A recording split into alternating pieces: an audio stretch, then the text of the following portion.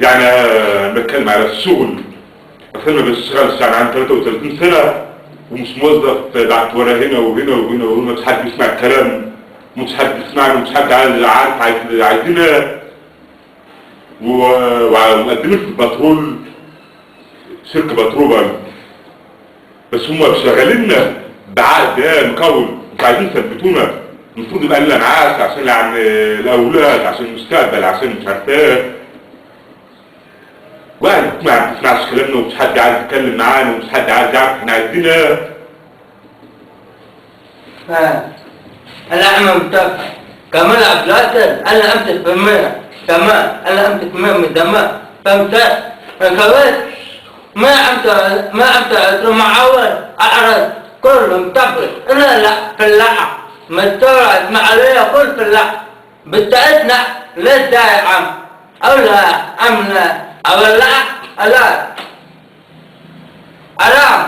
حرام عليك. انت تنام متمعد تقول واحد تقول برا وانا قاعد في البيت ما ينفعش يا عم.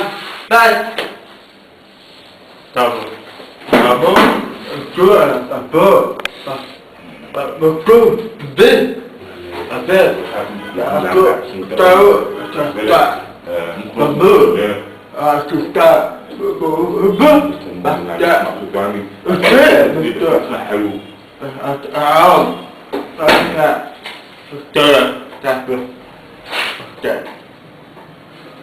بالصوم الآن مش عندي مدة بمية من الأمل مش هو موظف في الشغل. أنا موظف حوالي 700 جنيه يعني مش عارف تاكل. موظف يعني بجد شهر صغير يعني شهر صغير بالبيع عليك على الجو ما هي بس. فهمني هو قال ايه؟ تسمع فهمها بقى. ايه ترى عيسى شحاته بيقول لك يعني بيقول لك اللي هو بيشتغل في الشؤون الاجتماعيه بقاله 13 سنه ومعاه بنت يعني امه قاعده في البيت معاه وهو بياكلها وهي عايزه عليها ومش عارف عايزاه وهو مش عارف تعمل 700 جنيه دول مش هينفعوا. خدت بالك؟ فمحمود فتحي لسه متوظف في مدرسه الشؤون والبكم، هو يعني بيبقى في الشهر 490 جنيه وواخد كتاب ومش عارف يتجوز ومش عارف ياكل ومش عارف ايه. خدت بالك؟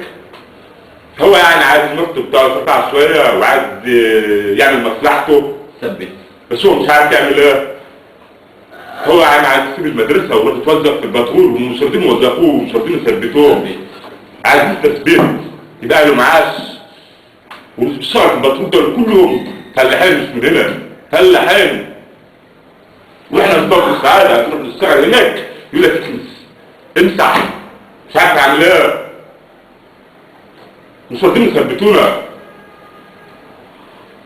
واحمد عنده بنتان الكبيره اسمها رضوى وبتتكلمش وما بتسمعش عايز يسمعها. خدت بالك؟ هو مش لاقي يسمعها ومش لاقي تأمين كده مش لاقي يعمل اي حاجه، معاش فلوس السيب سماعه ومش صاحب الحي حي المناخ.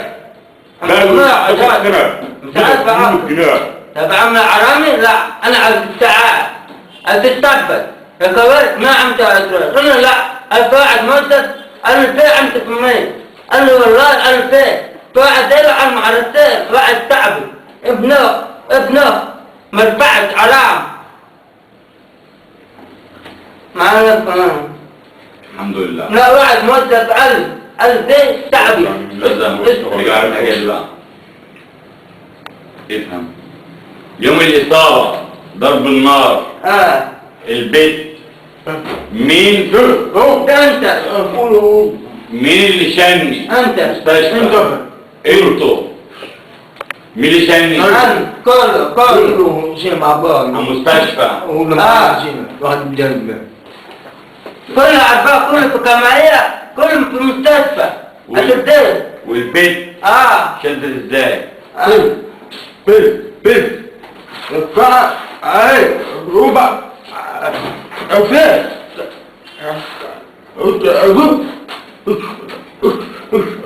ايه ربع كنت عارف ربع عارف اجل اختار أبا مبور عبال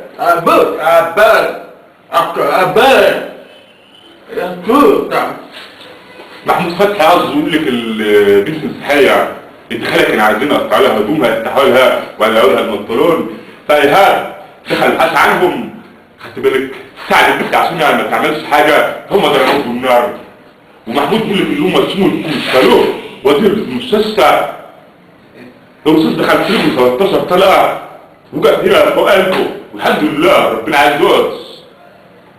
محمود هو بيقول الكلام ده فهو يعني الداخليه يعني ما بيرحموش حد بيضرب في اي حد حتى لو صحت يضربوك بالنار. المفروض هم يخاروا من الداخليه يعني كده ما يجوش ندمي